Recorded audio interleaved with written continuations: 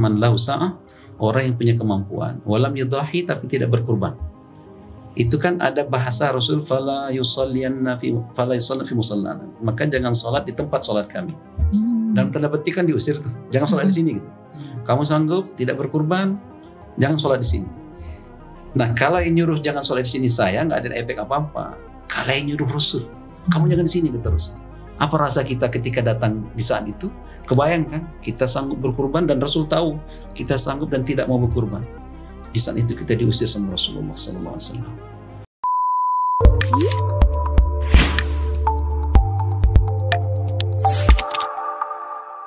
Assalamualaikum Ustadz Ispir. Assalamualaikum warahmatullahi wabarakatuh. Makasih ya udah hadir. Ini kesempatan kedua ya Ustadz datang ke podcast kami. Jadi sebentar lagi kan Idul Adha nih Ustadz. Jadi banyak pertanyaan dari titipan teman-teman juga buat ditanyain seputar kurban dan segala sesuatunya ya Mas Hafiz ya. Mungkin diawali dengan ini Ustadz, hukum dulu deh, hukum berkurban itu seperti apa? Okay. Bismillahirrahmanirrahim. Berkaitan dengan hukum kurban, sebagaimana pembahasan pada fikih-fikih lainnya, maka akan ada perbedaan. Ya. Secara umum mayoritas ulama mengatakan sunnah, tapi ada segelintir ulama misalnya dari kalangan Hanafi, termasuk juga pilihan Syekhul Islam Ibnu Taimiyah yang memfatwakan bahwa kurban itu hukumnya wajib. Jadi ada yang mewajibkan juga ya Ustaz? Mewajibkan. Jadi kalau ada bilang wajib jangan disesatin, itu pendapat mu'tabar. Karena sekelas mazhab Hanafi. Banyak orang nggak tahu nih masalah ini. Iya, cuma karena kita mayoritas ini Syafi'i, jadi kurban itu kan sunnah dalam mazhab Syafi'i. Maka pola pendekatan ibadah kita itu secara umum lebih dominan sisi hukum. Kalau sudah sisi hukum, maka kalau kita misalnya cukup uang untuk beli kurban. Kalau kita kurban maka kita dapat pahala. Kalau kita tidak kurban kita tidak berdosa. Nah kalimat yang terakhir ini yang paling melekat gitu. Iya. Kan nggak dosa juga. Ya udah uang ini bisa buat yang lain. Jadi wajar kalau kemudian semangat ibadah kita sebenarnya tidak hanya kurban ya. Saya pernah nanya apa hukum sholat berjamaah di masjid bagi laki-laki. Ada macam-macam jawabannya. Ada yang bilang wajib, ada yang bilang sunnah, ada fardu ain, fardu kifayah. Nah, saya tanya siapa yang mengatakan fardu ain, angkat tangan ya. Oke, yang bilang fardu ain. Apakah Anda tidak pernah salat di rumah? Sering gitu dia bilang. Berarti dosa dong. Jadi kalaupun sudah tahu hukumnya pun belum tentu juga gitu. Apalagi kurban ini kita tahu sunnah. Sudah tahu sunnah, ya tambah lagi gitu. Yang tahu wajib aja belum tentu kurban, apalagi kalau sunnah. Dia tambah lagi ada sebuah pemahaman yang sebagian orang salah kaprah. Misalnya kurban itu kalau sudah 7 kali sudah selesai. Ya. Saya sudah 7 kali selesai. Maksudnya 7 kali berkurban. Udah pernah berkurban 7, udah alumni lah 7 kali dia. Alumni ya. Nah, jadi udah 7 kali udah expired, sudah tinggal kurban lagi. Nah ini entah dari mana juga ceritanya, ada sebagian orang meyakini sampai di situ, sehingga semangat kurbannya jadi lemah. Nah kalau kita bicara dalil kan ada hadis yang cukup membuat apa ya, dari dua sisi lah. Pertama dari sisi hukum fikih, misalnya kata Nabi SAW, man lahu sa'ah, orang yang punya kemampuan, walam yudahi, tapi tidak berkurban. Itu kan ada bahasa Rasul, fala yusalliyanna fi musallana, maka jangan sholat di tempat sholat kami. Dalam tanda petik kan diusir tuh, jangan sholat di sini gitu. Kamu sanggup tidak berkurban, jangan sholat di sini. Nah kalau yang nyuruh jangan sholat di sini saya, nggak ada efek apa-apa. Kalau yang nyuruh Rasul, kamu jangan di sini kata Rasul. Apa rasa kita ketika datang di saat itu?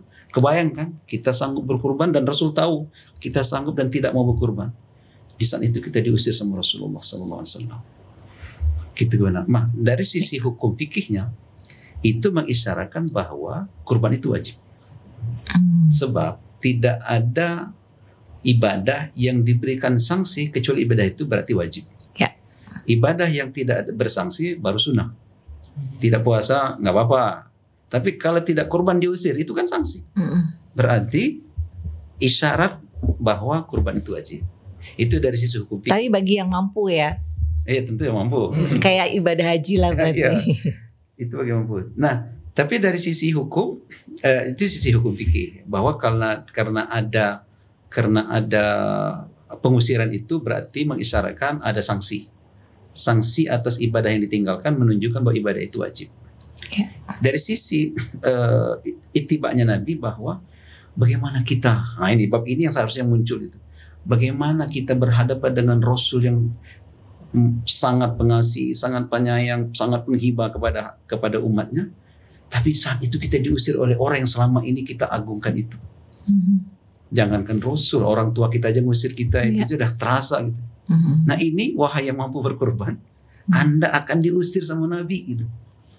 Tidak harus di hadapan Nabi, tapi posisi kita itu sebenarnya posisi orang yang diusir sama Nabi. Iya.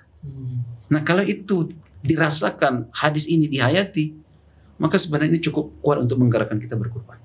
Nah dari satu hadis inilah. Kalau bahas sisi hukum fikih, fasholli li rabbika wanhar, maka salatlah dan berkorbanlah. Ya. Dua perintah. Kenapa disampingkan dengan sholat gitu ya? Nah, yang jadi masalah ini sholat sunnah atau sholat wajib yang sunnah ini? Iya betul. Jadi kata ulama yang mengatakan sunnah, fasholli di situ maknanya sholat hari raya lah, sholat Idul Fitri, Idul Adha lah, lalu kurban setelah itu. Tapi bagi yang mengatakan wajib, ini kan sholat ini kan wajib. Perintah Allah sholat itu perintah wajib. Ya, kecuali nanti dikaitkan dengan sholat witir, sholat. Tapi dalam Al-Quran itu kan perintah sholat, perintah wajib. Begitu digandeng dua perintah yang sama, waw itu kan huruf sambung menyatakan kesamaan perintah pertama, perintah kedua. Tidak mungkin perintah pertama jadi wajib, perintah kedua jadi sunnah. Wahai anak-anakku, besok bersihkan kamar dan bereskan halaman misalnya. Bersihkan kamar wajib, bereskan halaman sunnah. Dua-duanya, berarti kan satu paket itu. Iya. Nah, jadi sebenarnya isyaratnya diwajib. Nah, cuma karena hadis yang lain mengisyaratkan juga barang siapa yang sudah masuk tanggal 1 Zulhijjah dan ingin berkurban, maka jangan menyentuh jangan cabut bulu gitu. Iya. Ini dipahami memang lebih dekat kepada sunnah yang ingin berkurban. Nah, bingung kita ini wajib atau sunnah jadinya, maka muncul opsi namanya sunnah muakkadah. Dibilang sunnah biasa, sunnah terlalu murah. Dibilang wajib, ada sahabat tidak berkurban seperti Sayyidina Abu Bakar dan Sayyidina Umar kan nggak berkurban sekali waktu untuk menegaskan bahwa kurban sunnah. Ya. Dibilang wajib, ini nggak mungkin pula kita bilang Umar dan Abu Bakar sengaja gitu. Nah, itu jalan tengahnya namanya sunnah muakkadah. Nah, itulah yang jadi pendapat. Jadi level sunnah muakkadah ini lebih tinggi dari sunnah biasa. Mau dibilang wajib, dia mirip hampir wajib. Mau dibilang sunnah terlalu murah. Sebab Rasul tidak pernah meninggalkan kurban. Nah, yang tadi saya sampaikan bahwa Nabi itu sampai mengatakan Allahumma hadza anni wa amman lam yutahi min ummati. Ini kurbanku dan kurban umatku yang tidak sanggup berkurban. Cek saja sholat, puasa, zakat, haji, nggak pernah Rasul bilang ini hajiku dan haji umatku yang nggak sanggup haji gitu. Iya. Apalagi itikaf yang paling ini jihadku dan jihad umatku yang nggak sanggup, nggak ada. Tapi begitu bahas kurban, kurbanku dan kurban umatku yang tidak sanggup berkurban. Itu berarti sampai akhir zaman ya? Sampai diwakili oleh Rasulullah gitu. Kalau tidak sanggup, kalau sanggup diusir sama Rasul. Nah, berarti kan batas kesanggupan itu bisa berbeda-beda. Sanggup itu setiap orang ada ukuran. Ukurannya adalah secara waktu dihitung dari tanggal 10 sampai tanggal 13. 10 sampai 13. 4 hari aja ngitungnya. Oh gitu. Iya, apa yang dihitung itu ketika dapat dari tanggal 10 sampai tanggal 13 itu, apakah semua kebutuhan pokoknya sudah terpenuhi? Makan, minum, pakaian, tempat tinggal, sudah semuanya? Rata-rata orang udah lah. Nah, kalau sudah, berapa sisanya lagi? Cukup nggak 1 kambing? Cukup. Berarti, kalau itu jarang. Nah, ayo gimana? Hitungnya 4 hari. Bukan hitung setahun, sebulan enggak. Gitu ya. Berarti kalau gajiannya pas tanggal 10 Zulhijjah. Makan yang aman, minum aman, pakaian aman, tempat tinggal aman. Apalagi sisanya lagi berapa sekarang? Sisa 3,5 juta, 1 kambing. Tapi kan Sat, makanannya nih Sat. Kalau makanannya mahal-mahal tuh Sat, gimana Sat? Iya benar. Tapi makannya mahal-mahal tuh. Kira-kira gimana? Itu salah manajemen aja. Maka di dalam fikih itu ada hajar. Hajar itu orang yang tidak pandai mengelola uang. Nanti ketika dia tidak pandai itu, maka uang diambil oleh negara. Dia diberikan sesuai kebutuhan pokoknya saja. Jadi dia tidak bisa menikmati sebebasnya lagi. Misalnya standar makan itu sekali makan 15.000 misalnya. Dia sampai 30. Nah, tapi kalau 3 hari taruhlah pagi misalnya 50 misalnya sehari. Kalau standar makan standar itu 50 sehari, dia bisa menghabiskan 100 sehari, berarti uang diambil, gajinya dimasuk rekening negara lah. Dalam sistemnya nanti ada yang ngatur, dia hanya dikasih sehari 50. Supaya dipaksa untuk ini Sehingga ya. dia makannya sesuai standar. Karena dia termasuk orang yang tidak pandai mengelola uang. Nggak seenaknya juga. Dalam Islam ada aturannya juga. Di sini nggak berlaku tuh kayak gitu. Masalah kita tidak ada sistem ini, sistem syariah begini nggak kita terapkan. Kalau diterapkan bisa. Jadi misalnya ada kasus orang merokok. Ini teman saya cerita, dia pegawai bank. Security-nya mau pinjam duit 300 untuk anaknya sekolah. Nah security teman saya, kata dia. Orang bank itu teman saya. Saya tanya, Bapak ngerokok habis berapa sebulan? Habis 300 kata dia. Nah, jadi uang sekolah anaknya dibakar sama bapaknya 300. Ya prioritas ya masalahnya itu. Ya. Jadi kalau misalnya yang nabung kurban itu gimana dong Ustadz? Kan kalau hitungan mampu tidak mampunya diukur dari 4 hari gitu. Kalau kami sih ya kalau kayak gitu hitungannya biasanya nggak mampu. Karena nggak ada sisa sampai segitu. Dan jadi kan biasanya nabung Ustaz. Jadi sebenarnya motivasi kurban itu kita belajar pada Sayyidina Abdullah bin Abbas. Dalam riwayatnya beliau setiap tahun itu nyembelih ayam. Ayam. Jadi kaidah fikih itu, ma la yutraku kullu la yutraku kullu. Kalau tidak semuanya jangan tinggalkan semuanya. Bahasa kitanya kan kalau tidak ada rotan akar pun jadi. Kurban itu paling minim kambing atau domba. Nah, jadi nggak ada lagi. Syaratnya hewan kurban itu apa aja? Hewan kurban cuma 5 saja kalau mau kita. Dia mesti hewan ternak. Hewan ternak. Versi orang Arab. Mungkin ada orang ternaknya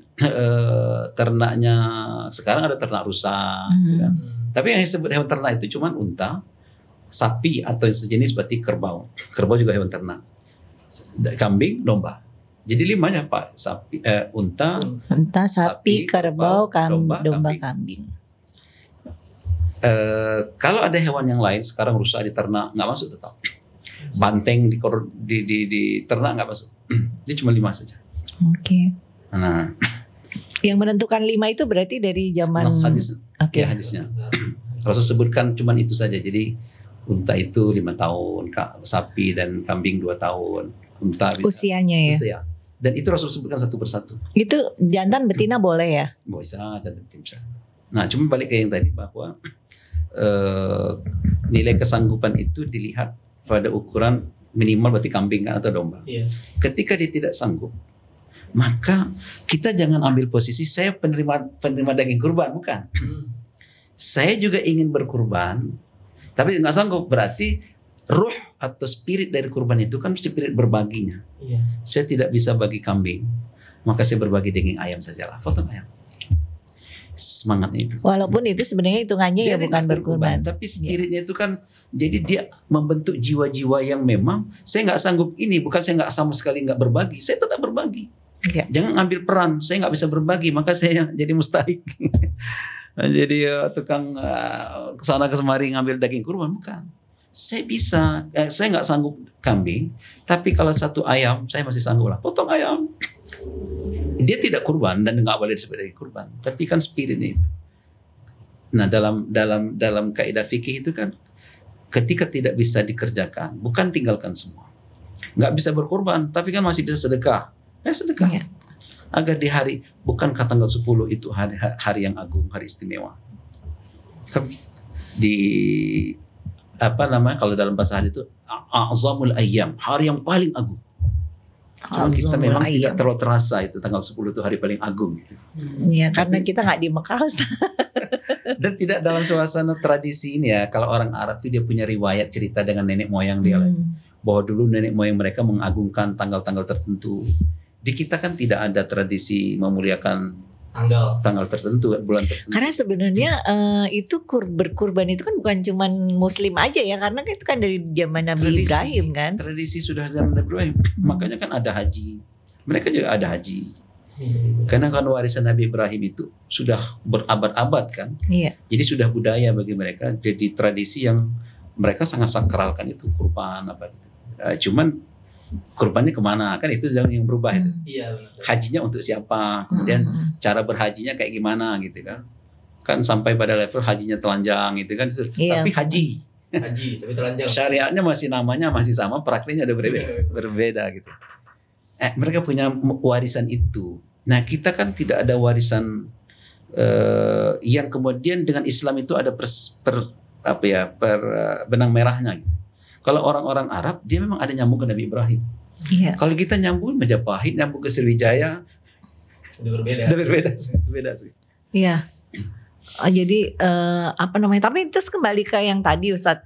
Berarti kalau misalnya hitungannya 4 hari, kita nggak perlu nabung 1 tahun buat beli kambing kurban, atau sebaiknya nabung tetap itu kan sebagai wujud bahwa dia juga ingin berkurban. Spiritnya saya. Iya. Dia akan usahakan nabung sampai pada tahap itu ternyata nggak bisa juga, ya gimana lagi? Dia sudah ada usaha itu. Nah yang penting kan sebenarnya kan level usaha itu sudah, apa kata Nabi SAW, man sa'alallah asy-syahadah lillah, orang yang betul-betul serius minta mati syahid, serius. Nah bukti dia serius itu kan harus dia nampakkan itu.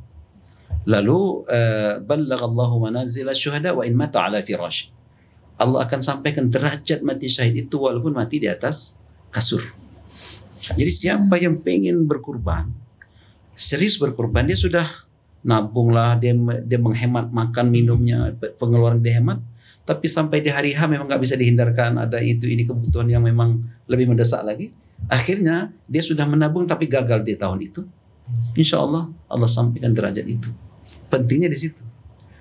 Jadi bukan saya kan nggak wajib, bukan itu.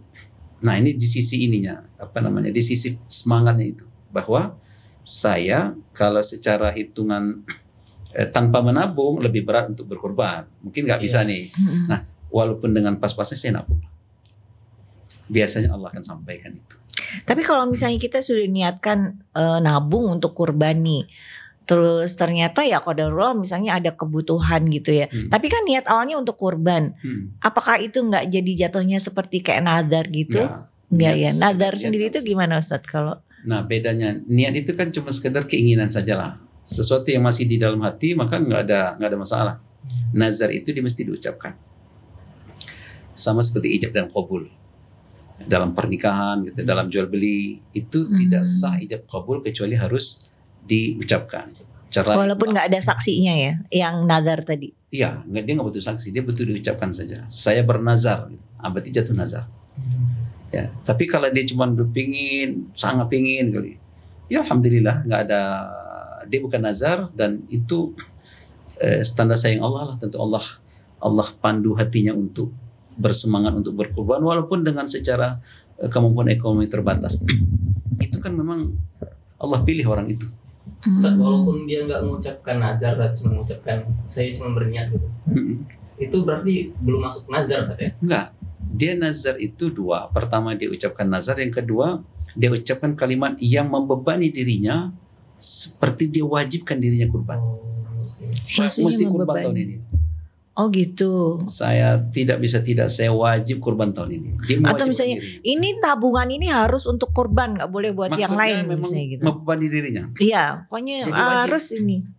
Misalnya, jadi kalau pokoknya nadar, kurbannya jadi jatuhnya hukumnya wajib. Nah, cuman perlu diingat, ini yang kadang sebagian orang agak sensitif ini, nazar itu menyebabkan kurban yang sunnah jadi wajib. Jadi jumhur ulama, mayoritas ulama yang mengatakan kurban sunnah, mereka juga mengatakan kurban itu akan jadi wajib.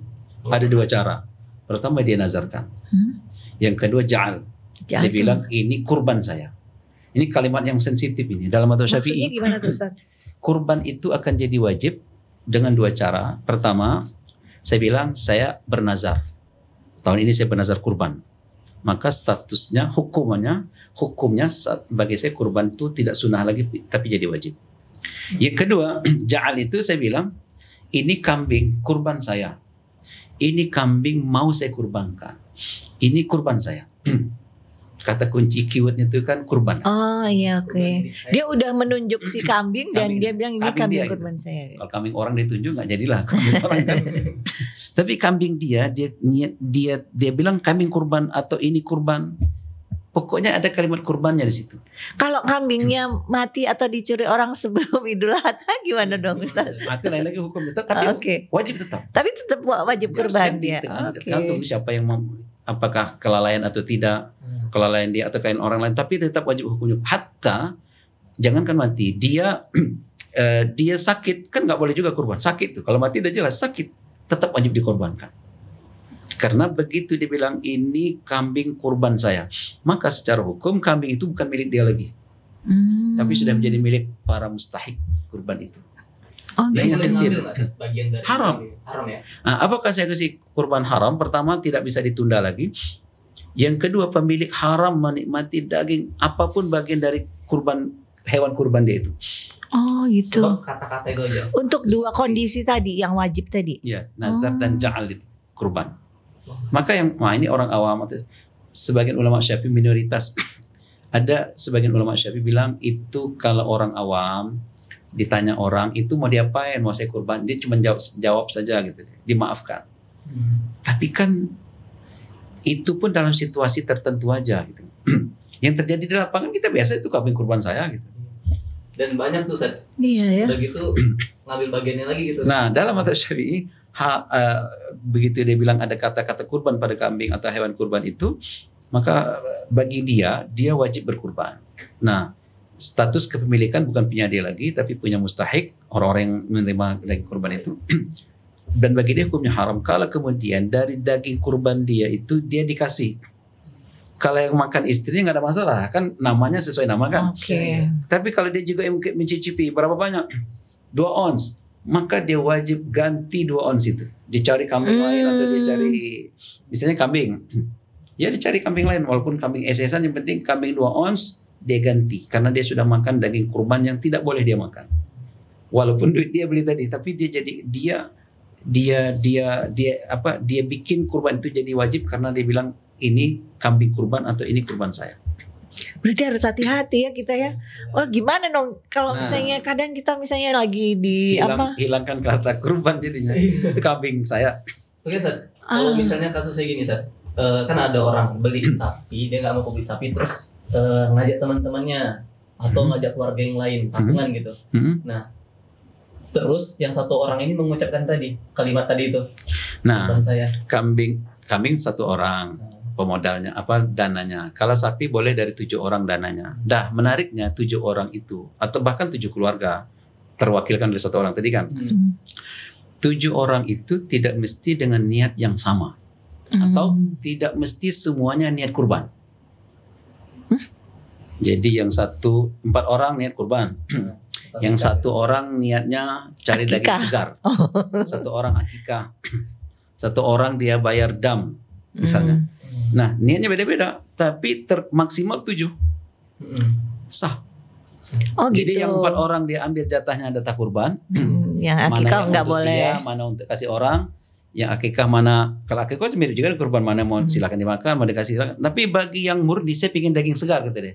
Maka 1/7 itu total dikasih ke dia. Niat dia bukan untuk kurban Saya ya. nggak kurban, saya pingin daging segar kata dia. Dia bayar misalnya urunan 3,5 juta gitu. Iya. Dia bayar 3,5 juta. Nah 1/7 itu untuk dia semua. Cuman dia nggak dapat pahala kurban ya, Nggak, rugi aja gitu. Tapi 1 ekor sapi dengan 7 niat pun bisa. Hatta non muslim 7 orang itu, Iya. non muslim pun ada namanya di situ. Kan Kalau misalnya mereka cuma berlima, yang 2 lagi non muslim tapi dia niatnya atau ya cuma misalnya ini. yang kurban cuma 1. 6 itu nggak ada 1 pun niat kurban. Ya nggak masalah. Berarti dari daging sapi itu yang 1/7-nya itu, nah itulah yang untuk berkorban sekian, selebihnya untuk dibagi lah yang dari. Tapi kalau misalnya yang 6-nya itu memang kayak cuman pengen ya udahlah biar kamu bisa beli sapi, dia ikut iuran tapi dagingnya dia nggak mau gitu, boleh juga ya. Maksudnya dagingnya tetap disedekahin gitu. Jadi prinsipnya nggak masalah. Urunan itu maksimal 7. Kurang dari 7 silakan. Misalnya kan urunan cuma 5 orang. Atau bahkan 5 ini nggak ikut. Maksudnya dari 5 orang itu 4 itu jadi cuma donatur saja. Ambillah semua gitu. Ya nggak ada masalah. Salah ya. Iya, fleksibel kalau sudah gitu. Cuma perlu catatan. Kurban sapi kadang-kala begini. Sapi kan 7 nih. Saya misalnya saya beli sapi. Pribadi, uang saya pribadi. saya ketika berkurban sapi, saya kan bisa niatkan pahalanya untuk saya dan sekeluarga. Nah, yang 6 lagi itu kan slot untuk orang lain bisa. Jadi nggak perlu saya, istri saya, anak 7, nggak perlu. Toh saya niatkan saya dan niat ya, bukan dana saya, tapi saya niatkan untuk saya dan sekeluarga pahalanya, maka masuk satu keluarga. Nah, yang sisanya 6 bagian lagi itu, saya bilang sama panitia kurban, Pak, ini nama saya, kemudian abang, adik, total 7, abang adik masuk semua.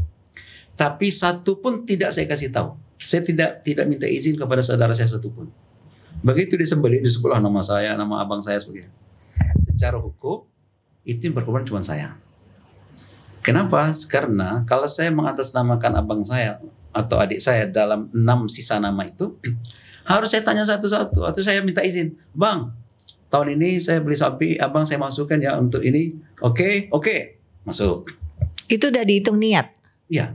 Yang berniat si nama itu? Begitu saya minta izin dan dia izinkan, berarti masuk itu. Oke. Cukup. Nah, makanya dalam konteks ibadah itu ada tidak bisa kita ngasih pahala surprise, itu nggak bisa semuanya. Maksud hati ini saya ikhlas nih. Oh iya. Nanti kalau saya diam-diam kan nanti abang saya terkejut, dapat pahala kurban dari mana misalnya. Atau tiba-tiba namanya disebutkan gitu kan. Iya, nggak bisa. Kenapa? Karena dia atas nama dia di sini nggak tahu dari mana dia niatnya. Nah, harus saya sampaikan, abang saya masukkan dalam ini. Abang setuju, abang oke. Nah, berarti umroh juga gitu, umroh. Nggak bisa saya badal umroh ibu saya diam-diam. Lah kalau udah meninggal kan nggak bisa minta izin. Oke. Nggak mungkin pula saya datang ke kuburan. Tapi orangnya masih hidup. Lalu kita diam-diam gitu. Nggak bisa, saya harus telepon. Mak, saya mau badalkan umroh mak. Oke, udah badalkan. Oh gitu. Atau emang badal umroh boleh ya kalau orangnya masih hidup ya? Masih bisa. Kan misalnya umroh sunnah apa masih banyak. Banyak lah alasannya. Tapi intinya orang yang masih hidup, kalau kita ingin gantikan ibadahnya selain sholat lah ya, maka kita harus minta izin. Selain sholat, selain puasa, orang yang masih hidup, kita minta izin. Tapi kalau misalnya kita kayak kurban untuk orang tua yang udah meninggal gitu, tetap bisa ya? Nah, atau tidak? Pertama, tidak pernah dicontohkan Nabi. Akhirnya sebagian berpendapat tidak boleh. Alasannya tidak dicontohkan Nabi. Artinya kasus khusus Nabi berkurban atas nama Siti Khadijah kan nggak pernah. Atau atas nama Hamzah bin Abdul Muttalib, paman yang beliau sangat sayang, itu nggak pernah. Nah, maka sebagian mengatakan tidak boleh. Kalau dalam mazhab Syafi'i dia sudah orang tuanya masih hidup berwasiat apa tidak? Enggak usah. Nah, pendapat ketiga boleh. Kenapa? Kan nggak ada wasiat. Kan ibadah kurban yang dibaca Rasul, coba lihat redaksinya. Allahumma hadza anni wa amman lam yadhahi min ummati. Ya Allah, ini kurbanku dan umatku yang tidak sanggup berkurban. Siapa umat yang tidak sanggup berkurban? Semuanya. Yang semasa beliau hidup dan semasa beliau sudah meninggal, atau semasa beliau hidup itu ada yang sudah meninggal, umat beliau semua. Siti Khadijah kan sudah meninggal. Umat Nabi enggak? Umat Nabi itu masuk. Kalau semua umat Nabi tidak sanggup berkurban, hidup dan mati kan sudah di-cover sama Rasulullah. Iya. Tidak ada di dalam hadisnya untuk umatku yang masih hidup saja, kan nggak ada. Berarti umatku hidup mati masuk. Artinya itu sudah terwakili gitu ya. Nah, ini yang diambil dalil oleh yang membolehkan. Iya, betul. Jadi jangan. Dari situ saja. Ini satu dalil. Dalil yang lain kan kias kepada ibadah yang lain. Kalau haji bisa dibadalkan, umroh bisa dibadalkan, sedekah bisa dibadalkan, hutang bisa digantikan, kemudian hutang puasa bisa digantikan. Nah, ini kan ibadah orang lain. Misalnya si fulan, kata Rasulullah, orang yang punya hutang puasa lalu meninggal, maka puasa bisa dikodokkan oleh ahli keluarganya kan. Nah, apa bedanya puasa dengan kurban? Yang punya hutang puasa dia, yang punya ibadah kurban dia, yang ngelakuin orang lain kan intinya kan. Kalau ini sampai, kenapa ini nggak sampai? Ini alasan yang boleh kan. Yang ala kulli hal, satu nggak bolehin, satu bolehin, satu boleh kalau wasiat. Terus gimana? Ya begitulah fikih itu. Iya. Kita pun dalam prakteknya, saya sering sampai, kita pun dalam prakteknya fikih ini pun juga nggak jelas-jelas juga. Nggak ada maksudnya kan? Nggak ada maksudnya gini. Iya. Kadang Syafi'i juga, nggak ada nggak Syafi'i juga. Nggak ada juga gitu. Oke, Ustaz. Sekarang pertanyaannya, Ustaz. Kalau tadi cicilan, kalau ini Ustaz berhutang, Ustaz. Dia berhutang demi kurban, itu gimana statusnya, Ustaz? Iya, kita respect kepada orang seperti ini. Dia rela berhutang. Ya, justru itu teguran bagi orang yang sanggup nggak mau bayar, nggak mau berkurban. Yang tidak sanggup saja mereka sebegitu pinginnya berkurban. Nah, apa hukumnya? Imam Ahmad, ya sebenarnya ada sebuah fatwa dari Imam Ahmad yang tidak spesifik berkaitan dengan kurban. Beliau ditanya tentang akikah. Apa hukum akikah? Bukan akikah. Imam Ahmad itu ditanya akikah ya. Akikah hutang. Kata beliau, selagi menurut hitungan engkau sanggup melunasi, maka boleh berhutang. Misalnya dia di hari ke-7 itu kan akikah itu hari ke-7. Kambing itu taruhlah 3 juta. Dia punya dana 2,5 juta. Kalau dia tunda, nanti jangankan 2,5 juta, mungkin 2,5 juta pun habis mungkin nanti kalau dia tunda-tunda lagi kan. Maklumlah kalau uang dipegang nih bisa saja nanti ada saja macam-macam. Tapi kalau dia berkurban dan dia pinjam, tinggal 500 saja kan. Misalnya budget 3 juta tuh. 3 juta udah bisa. Dia pinjam 500 yang secara hitungan dia sebulan 2 bulan ke depan dia bisa lunas. Nah, kenapa nggak dihidupkan syiar itu? Tapi berarti ada syaratnya ya Ustadz. Artinya dia sendiri mampu berhitung bahwa dia mampu membayar. Secara hitungan manusia. Kan kita punya hitungan manusia nih. Dia kerja segini, kebutuhan segini, gajinya segini, masuk. So rezeki ini kan wilayah Allah sudah itu. Iya. Nah, tapi kan kita diberikan akal untuk bisa nimbang-nimbang. Oh kayaknya kalau cuma 500 sanggup. Tapi kalau dia bilang, saya mau kurban hutang berapa? 3,5 juta. Kapan bisa kembalikan? Wallahu a'lam. Dagang lain itu kan. Kalau sawah saya laku. Ya, kalau gitu kalau sawah saya laku gitu. Berarti dia punya aset. Dia punya aset. Artinya sebenarnya dia mampu gitu kan. Makanya kan di dalam akad tidak tunai, di dalam Islam itu ada buat akad ikutan. Jadi kalau akad tidak tunai pinjam atau beli yang tidak cash, biasa ada akad tambahannya itu akad jaminan. Rasulullah SAW ketika beliau wafat, baju besi beliau masih dijaminkan sama orang Yahudi kan? Karena beliau tidak bayar cash beli makanan pokok lah, gandum misalnya. Beliau ambil dari orang Yahudi tapi tidak cash. Nah, tapi beliau jaminkan. Artinya begitu sampai jatuh tempo saya tidak sanggup bayar, ini silakan jual. Hutang saya lunas. Makanya Rasulullah kan nggak punya hutang setelah itu. Artinya meninggal tidak bawa hutang. Karena apa? Karena baju besi beliau itu kan baju mahal tuh, baju perang. Statusnya sudah beliau jaminkan. Makanya jaminan itu nggak bisa KTP, ijazah, kakak itu bukan jaminan. Ada orang jaminannya kakak, ijazah. Ini apa namanya? SK. SK pegawai negeri. Kalau itu masih punya power ya. Oh gitu ya. Ada powernya itu. Kalau kakak kita apa powernya? Nggak ada power. Kalau Anda tuh kan itu sakti memang. Ya, dia masih berharga di bank. Lalu Ustadz, kalau kita berkurban tuh idealnya apakah kita harus menyembelih sendiri atau harus menyaksikan saja atau bagaimana tuh Ustadz? Kalau pertanyaannya ideal ya itu jawabannya. Dia yang nyembelih, otomatis dia menyaksikan sendiri, disembelih di tempat dia sholat dan tidak berlalu lama gitu. Artinya karena dulu Rasulullah kan semirip-mirip dengan Rasul kan, yang afdal itu. Dulu Rasulullah mempercepat sholat, begitu selesai sholat langsung motong di situ juga.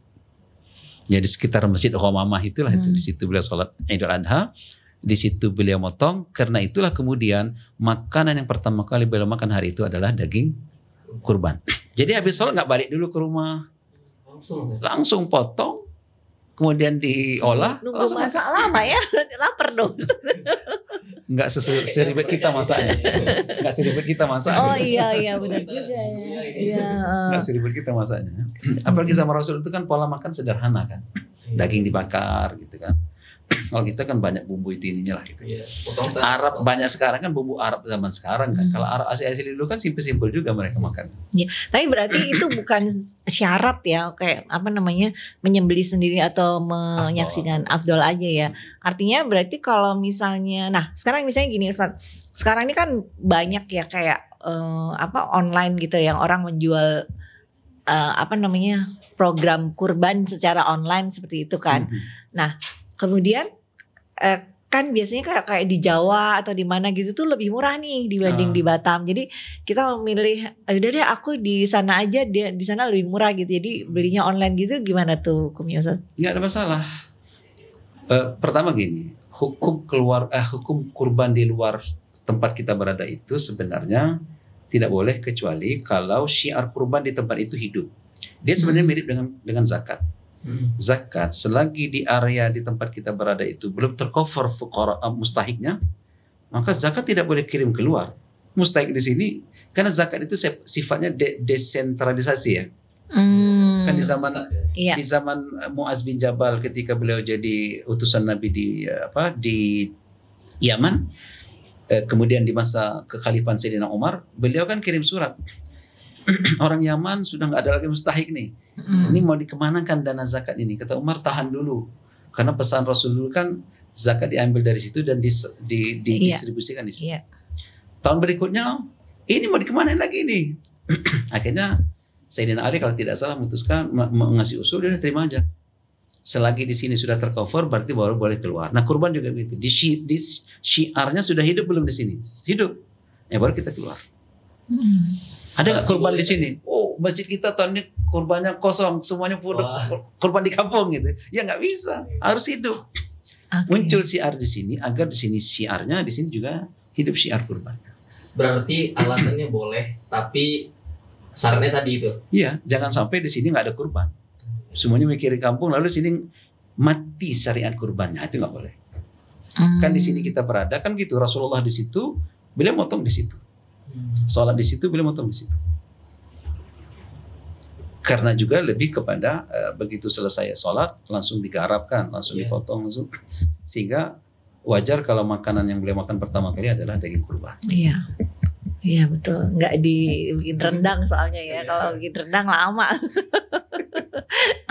Orang Arab kan jeron-jeron nggak pakai juga jeruan kan? Iya. Udah potong-potong, bakar, kan? Nah terus hak kita nih sebagai pekurban gitu, apa sih namanya kalau yang kita yang berkurban nih istilahnya apa? Ya, kalau bahasa mudohi.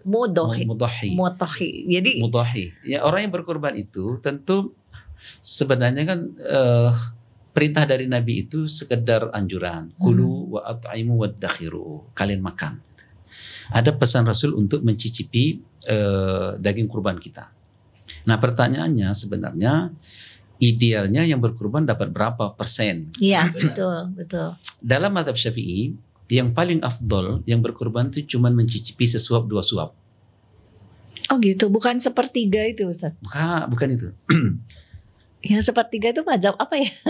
Ada perintahnya, makanlah, kemudian kulu wa at'imu dan bagikan. Ada perintahnya. Kemudian karena ada 3 perintah berarti sepertiga. Sama dengan zakat kan? Zakat itu kan sesungguhnya innamas sadaqat lil fuqara. Sesungguhnya zakat itu untuk fakir, miskin, mu'allaf, amil. Allah tidak menyebut Allah tidak menyebut 1/8, cuman zakat itu dibagikan kepada 1, 2, 3, 4, 5, 6, 7, 8. Oh berarti 1/8. Nah itu kan kesimpulan. Iya. Tapi Rasul menyebut objeknya saja kan, kasih gitu kan. Berarti bagi sepertiga nggak harus. Makanya dalam mazhab Syafi'i yang paling afdal adalah sesuap 2 suap. Nah maksimal berapa yang boleh diambil oleh yang berkurban? Maksimalnya adalah misalnya orang ini berkurban seekor kambing, lalu dia ambil dari daging kambing itu sesuatu yang layak disebut sedekah. Kira-kira berapa kilo? 1 kilo, 2 kilo? 1 kilo bisa lah sedekah 1 kilo. Iya, Oke, 1 kilo.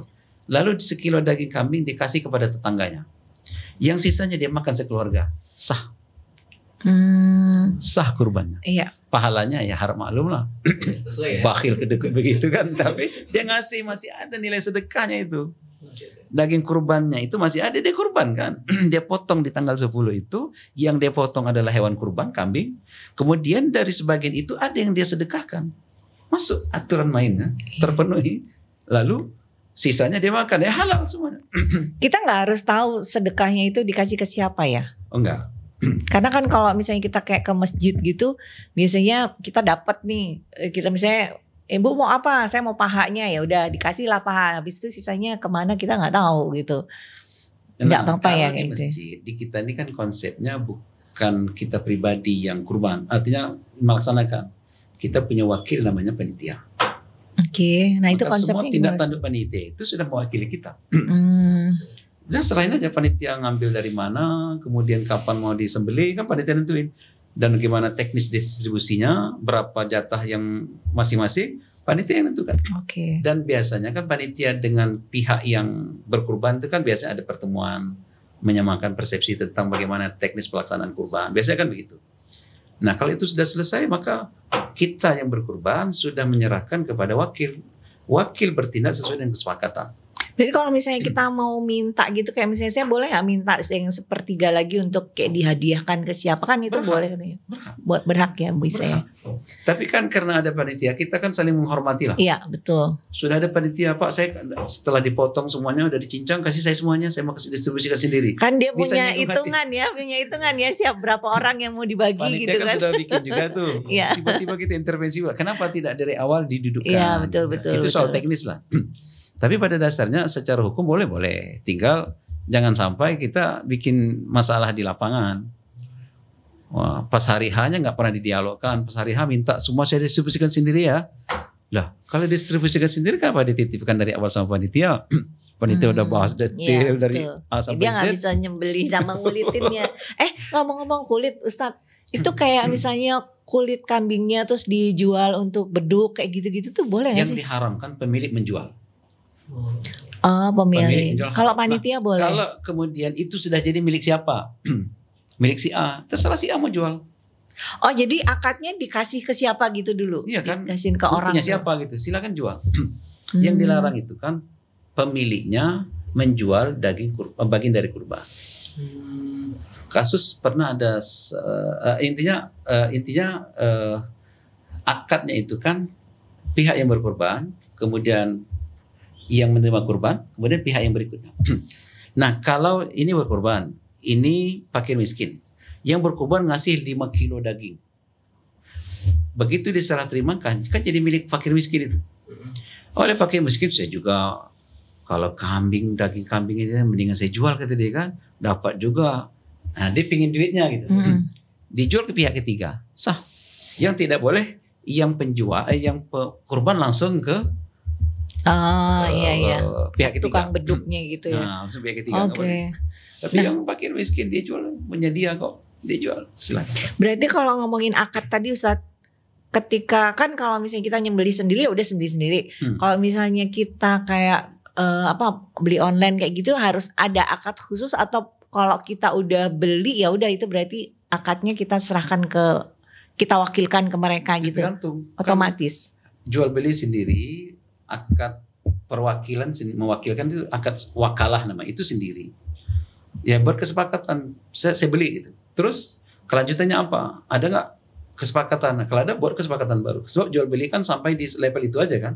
Kalau ini Ustadz kayak misalnya ada iklan online nih, ini kurban di mana, atau misalnya untuk Palestina atau kurban di mana, terus oke, saya transfer, itu berarti udah otomatis akad saya langsung mewakilkan gitu ya, karena saya memang transfer kan, itu untuk kegiatan kan ini. panitia yang iklankan. Berarti semua apa yang ini kan kita sudah wakilkan kepada panitia. Gimana teks di lapangan, kita cukup terima pahalanya aja lagi. Iya kan? Ya berarti nggak ada kegiatan kayak kayak dia harus dihubungi terus ini saya wakilkan kayak gitu, nggak perlu ya, nggak perlu kayak diikrarkan gitu. Oke. Kan gitu sudah dia menyetujui transfer, berarti dia menyetujui semua program lembaga itu. Jadi kalau misalnya kayak gini, tadi kan afdolnya menyembelih sendiri. Kalau misalnya kayak aku mau milih kurbannya di sini karena di sini kita dikasih kesempatan untuk menyembelih sendiri dengan alasan itu gitu tuh boleh Ustadz? Ya silakan. Tapi sebenarnya Ini kan tinggal didialogkan saja. Kita pandai nyembelih, kita ahli menyembelih. Lalu kita sampai ke panitia. Saya yakin panitia lebih senang. Kalau nggak pandai, misalnya kita itu diajarin, boleh itu. nggak diajarin caranya Iya, gini-gini. tapi kan baru ngacang-ngacangnya pas hari hanya jangan itu bikin kesal panitia nanti itu. Ini salah potong pula lagi. Ini resiko. Dia harus praktek dulu lah, ahlinya lah. Kalau nggak ahli jangan dipaksa. Pada hari H itu memang kita fokus pada kurbannya aja kan, jangan pada baru mulai ngacang-ngacang pula di situ gitu kan. Kalau bahasa tentara itu apa, lebih berdarah-darah waktu latihan daripada waktu perang kan. Artinya kalau mau salah lah waktu pelatihan. Ini kalau salah resikonya pas mati jadi bangkai kan. Nah, ini latihan apa dulu, gimana cara ininya. Nah itu jangan langsung dia disuruh pas di hari H-nya, bahaya. Oke Ustaz, pertanyaan lagi nih Ustaz. Misalnya nih, tadi kan kita udah nyicil nih. Kita mau berkurban terus kita nyicil bulan pertama sampai udah mendekati hari H, tahu-taunya kita ada kendala tuh Ustaz. Misalnya ada tagihan keluar, ada utang yang mau dibayar gitu, atau ada keperluan lain. Nah itu gimana tuh Ustaz statusnya? Apakah boleh kita tunda dulu?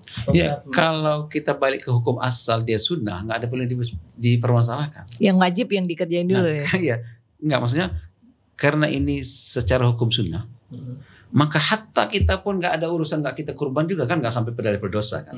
Di bab itu sudah clear sebenarnya. Tetapi kan kita lebih punya semangat nih. Nah kalau kita punya semangat, ya maksimalkanlah. Begitu sudah sampai hari H, kita udah berjuang, ya Allah, segitunya saya sampai makan dari 3 kali sehari jadi 2 kali sehari. Yang makan ini, yang budgetnya sekian, saya kurangi sekian, ya Allah, saya sudah usahakan. Pas di hari H kemalingan, pas di hari H datang tagihan, ya Allah, Engkau yang maha setelah itu. Saya lebih fokus di sininya. Dia jadi orang yang punya niat azam kuat untuk berkurban. Nah orang ini insya Allah sudah dicatatkan pahala kurbannya.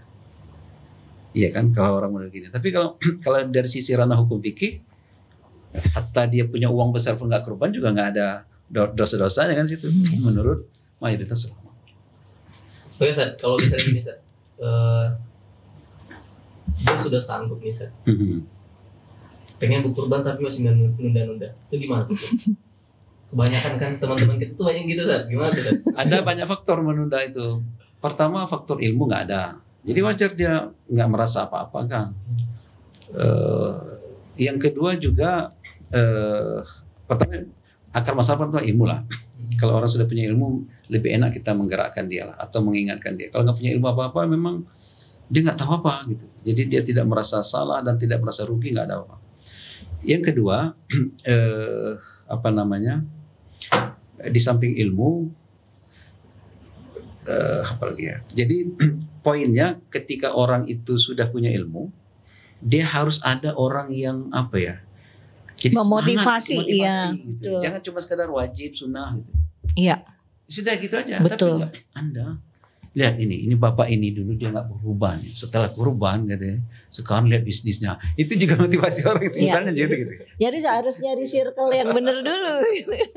Kalau dia dapat orang nggak tuh, ngapain dia kurban? Itu tetangga saya kurban, itu cerai juga dia. Ini kan susah kayak gini.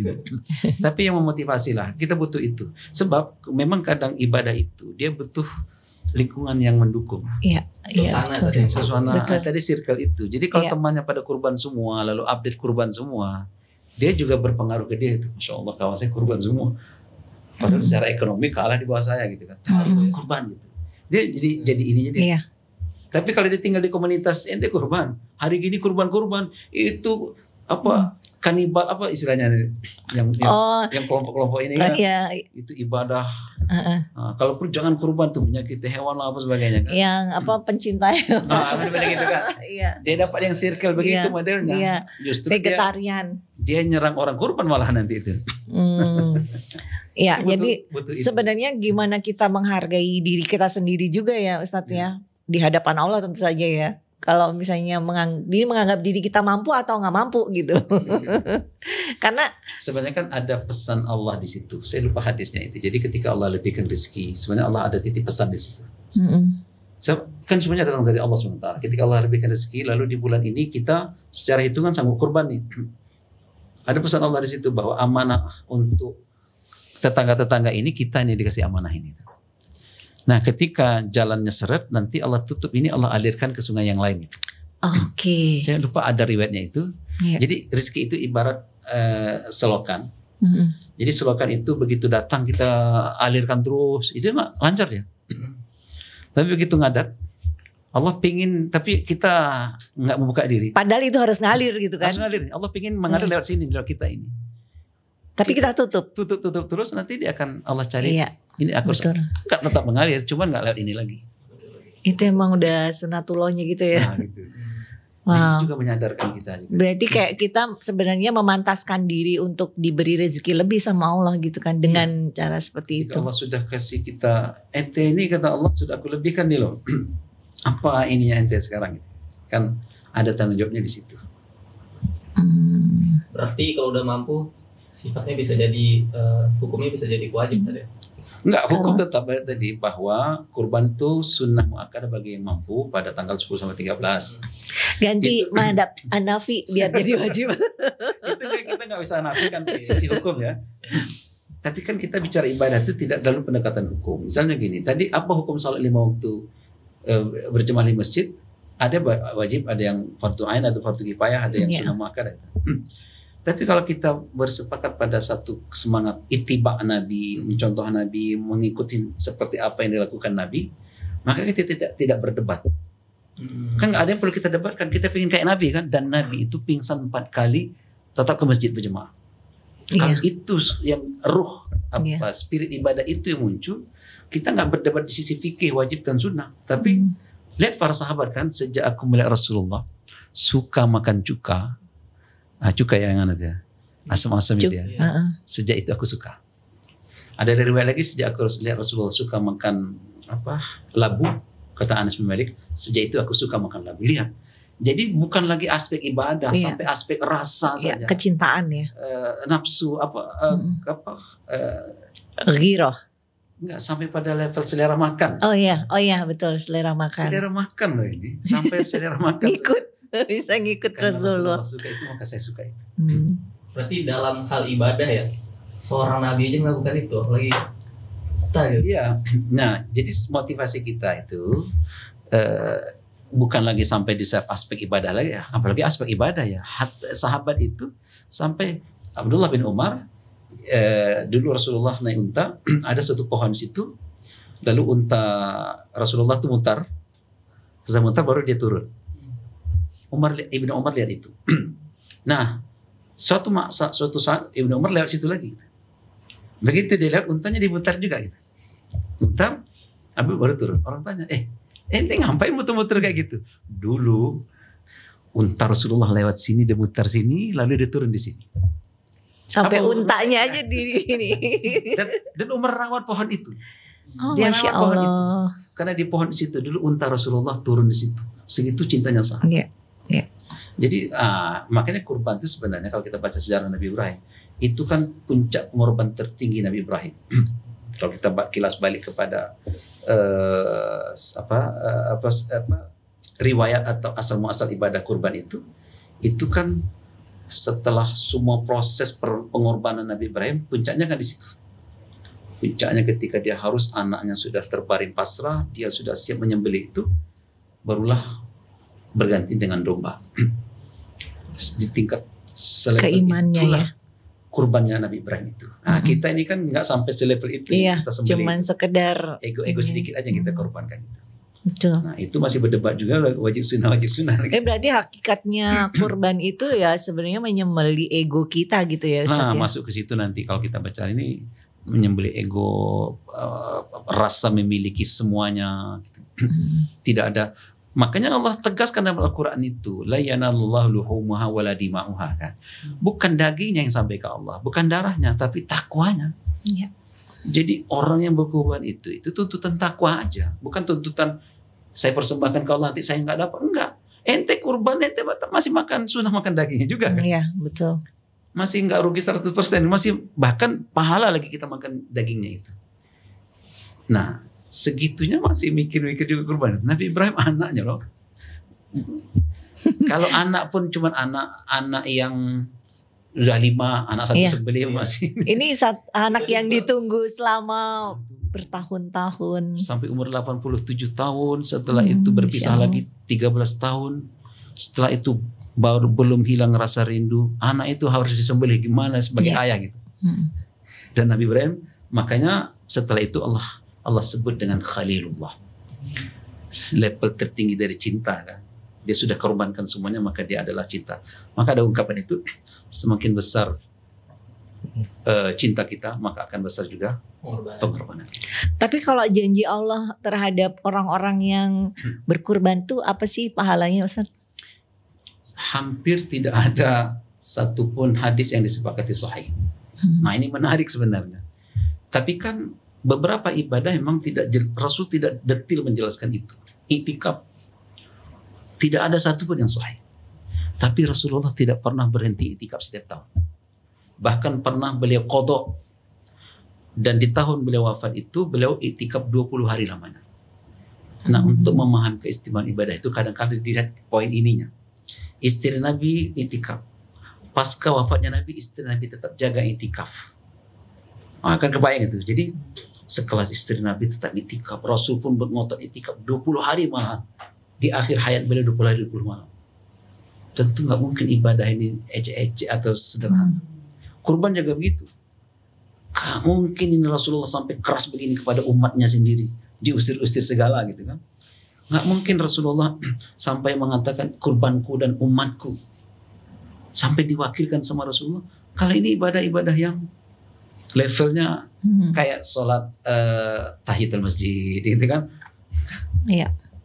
Berarti secara redaksional nggak pernah ada akan ada, apa misalnya gitu. Misalnya nanti datang tanduknya, datang bulunya sebagainya. Itu kan, tapi poinnya tidak ada satupun yang disepakati sahih.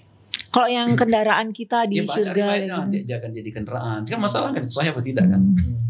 Nah intinya ketika ulama tidak sepakat sahih, tidak ada mengatakan satupun yang sahih. Apakah ibadah kurban itu karena tidak ada penjelasan keistimewaan secara khusus, jadi tidak istimewa? Enggak, tetap istimewa. Kenapa? Allah langsung bicarakan dalam Al-Quran. Iya. Ayatnya secara khusus. Dan Rasulullah, kita lihat sampai segitunya Rasulullah mau mengusir orang, kemudian tidak pernah meninggalkan kurban, sampai mewakilkan kurban untuk umatnya yang tidak sanggup berkurban. Nah, dari semua ini tentu kita dapat menarik benang merahnya bahwa ini bukan sembarangan ini. Ya. Iya kan, sampai segitunya Rasul gitu, mewakilkan. Mana ada yang lain diwakilkan gitu. Ya, benar-benar. Jadi kalau merasa nggak mampu, pantaskan dirimu untuk mampu. Oke, nah, berbicara soal itu, gimana orang yang nggak mampu berkurban mau dapat pahala yang sama kayak orang berkurban? Ada nggak cara lain? Iya, memang ada ibadah itu kan yang diukur pada kemampuan ekonomi. Nah, jadi dulu sahabat juga pernah bukan curhat, ya Rasulullah, enak sekali orang kaya. Jadi mereka bisa melakukan seperti yang kami lakukan. Tapi ada yang mereka lakukan kami tidak bisa lakukan. Berarti kalah kami. Kata Nabi SAW, kau baca subhanallah 33, alhamdulillah 33, Allah Akbar 33, la ilaha illallah syarikalah lahul mulku itu total 100 setiap selesai sholat fardu. Maka kamu akan menyamai mereka. Maka oke nih, amalkan itu. Subhanallah, karena kita udah rutin itu. Lalu mereka tak lama kan ngadu lagi, ya Rasulullah, ini bocor ini. Yang kaya juga melakukan itu. Mereka juga melakukan, ya Rasulullah. Lalu apa lagi nih gitu. Fastabil khairatnya gimana ini? Kami nggak bisa ngalahkan mereka lagi nih. Kalau sudah gitu kata Rasul, zalika fadlullah yu'ti may yasha. Memang sudah takdir Allah sudah. Jadi tapi kan selagi kita masih ada peran untuk ada saham kebaikan, lakukan itu. Misalnya saya tidak bisa berkurban, tapi saya bisa ngajak orang, ingatkan orang berkurban. Iya. Atau kalau yang spesifik tadi itu, saya tidak bisa melakukan seperti lakukan orang kaya, rutin kan subhanallah, alhamdulillah, 33 kali itu setiap sholat. Rasul jaminkan akan menyamai mereka, walaupun secara ekonomi kita tidak bisa seperti mereka. Jadi ada ibadah-ibadah yang tidak bisa kita lakukan tapi menyamai. Nah, atau misalnya kita berazam terus, ya Allah, kalau kekasih saya sekarang tahun ini uang cukup untuk kurban, saya akan kurban seperti mereka yang sanggup berkurban. Itu sudah cetak pahala kan, kata Rasulullah. Di Madinah itu ada orang yang tidak ikut bersama. Rasulullah sedang pergi perang Tabuk. Perang Tabuk itu kan 20 hari perjalanan berangkat, 20 hari perjalanan pulang, 15 hari di medan jihad. Total berapa itu? 20, 20 15. 45 berapa? 55. 55 hari ya. Dia nggak ngapa-ngapain, nggak berpanas, nggak bersusah payah gitu. Tapi kata Rasulullah, di lembah manapun kalian berada, mereka bersama kalian. Habasahumul marad, mereka tertahan karena sedang sakit. Jadi makanya nanti dalam konteks niat, pandai-pandai berniat. Di saat kita tidak sanggup melakukan ibadah, pandailah kita mengkrit niat kita, memanage niat kita itu. Ya Allah, makanya kata Rasulullah, ad-dunya li arba', dunia itu untuk empat orang. Pertama, orang kaya dan punya ilmu. Lalu dia salurkan semua kekayaan dia sesuai dengan ilmunya. Ya, jihad lah untuk dakwah, untuk apa, maka dia sebaik-baik orang. Nah yang kedua kata Rasulullah, tipe yang kedua, orang yang tidak punya harta tapi punya ilmu. Lalu dia bilang, ya Allah, kalau engkau kasih saya seperti dia, saya akan lakukan semua sedekah yang seperti yang dilakukan. Fa'ajruhuma sawa. Pahala keduanya sama. Orang punya harta tak punya ilmu, pesta pora, maksiat sebagainya. Buruk. Yang lebih teruk lagi, ilmu tak ada, harta pun tak ada. Saya kalau ada duit saya main judi kayak dia kata dia. Saya mabuk kayak dia juga kata dia. Dia belum main judi, dia belum mabuk, tapi dia sudah seperti itu. Wa wizruhuma sawa, dosanya sama. Oh ya Allah. Jadi setiap kita melihat orang sanggup berkorban, tanamkan tekad, ya Allah saya ingin korban. Nah ada lagi cara yang lain. Kita orang tua ketika punya anak di musim kurban itu, dia lihat kambing kurban, dia lihat sapi kurban, tanamkan, nah lihat tuh orang kurban, ayah nggak sanggup, ibu nggak sanggup, nanti sekiranya Allah beri kalian rezeki yang lebih, kurbanlah. Masya Allah. Jadi harus ditanamkan ya. Sejak itu kepada anak. Nanti ketika dia berkurban, dari mana ada cita kurban? Anak itu berkurban atas dasar karena dulu didoktrin ayah ibunya. Betul. Begitu dia kurban, siapa yang dapat pahala? Orang tuanya. Ya, walaupun anak itu nggak meniatkan kurban buat orang tuanya. Dulu, oh iya kurbanlah gitu. Begitu dia dapat gaji pertama, sesuai dengan keinginan ayah saya dulu, saya kurban. Ada banyak cara sebenarnya kita bersaing di dalam. Nanti ini dalam ilmu ini lah, pandai-pandai. Ya ini kalau belajar begitu tuh. Banyak cara lagi lah gitu untuk menuju ke Mekah ini. Jadi caranya kayak tadi kita ngajak orang, atau kita didik anak kita, atau kita berazam, ya Allah sekiranya Engkau beri saya rezeki lebih tahun ini, saya akan kurban seperti kawan-kawan itu. Sampai akhir nggak dapat juga, Allah sudah catat itu.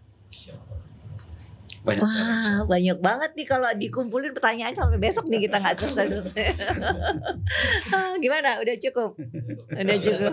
Sebelum kita tutup, ada nggak nih pesan-pesan khusus buat teman-teman yang udah mampu tapi masih nunda-nunda buat kurban? Iya. Yes.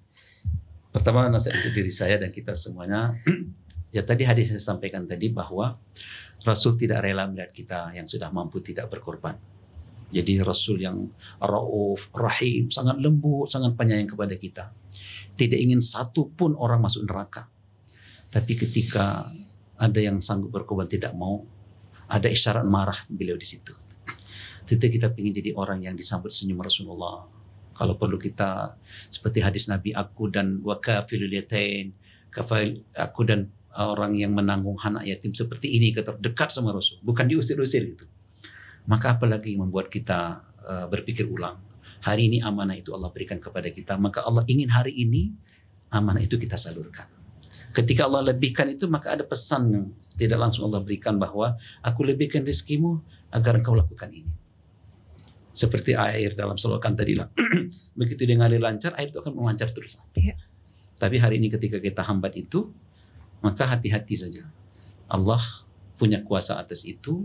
Di saat kita diberikan kemudahan, rayulah Allah. Makanya kan ta'arab 'ala Allah inda raha, ya'rifka inda syiddah. Ingatlah Allah ketika sedang lapang. Nanti Allah akan ingat kita saat kita sedang susah. Maksudnya hari ini ketika kita punya kelebihan rezeki, ya salurkanlah sebagai bentuk syukur kita. Insya Allah Allah akan terus memberikan kelapangan untuk kita ya, insya Allah. Iya.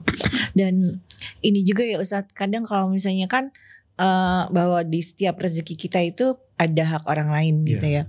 Kalau misalnya itu misalnya kita memberikan sesuatu yang kita kan nggak tahu nih ini rezeki kita atau bukan. Kalau misalnya kita berikan, tapi ternyata itu sebenarnya rezeki kita, sama Allah akan diganti lagi kan Ustadz? Iya. Udah pasti. Tapi kalau itu hak orang lain, tapi itu. kita tahan, diambil. Hati-hati. Iya. Diambil dan hak kita bisa jadi kurang sama Allah nanti. Iya Jatuh gitu. betul, Masya Allah. Karena orang nggak manah nih tadi. Ya, makasih Ustadz udah hadir. Mudah-mudahan cukup menginspirasi ya, terutama mungkin buat generasi muda yang mungkin baru kerja, baru mulai punya uang, kemudian masih butuh inilah, maksudnya masih butuh bimbingan nih, kudu kemana aja nih mengalokasikan dana yang saya punya. Atau masih kurang tahu itu ya. Ternyata ini tuh dianjurkan banget tuh bahkan Rasulullah yang udah jelas masuk surga aja masih berkurban. Oke, ya. Syukran Ustadz, jazakallah khair. Mudah-mudahan kita nanti ketemu lagi. Assalamualaikum. Assalamualaikum warahmatullahi wabarakatuh.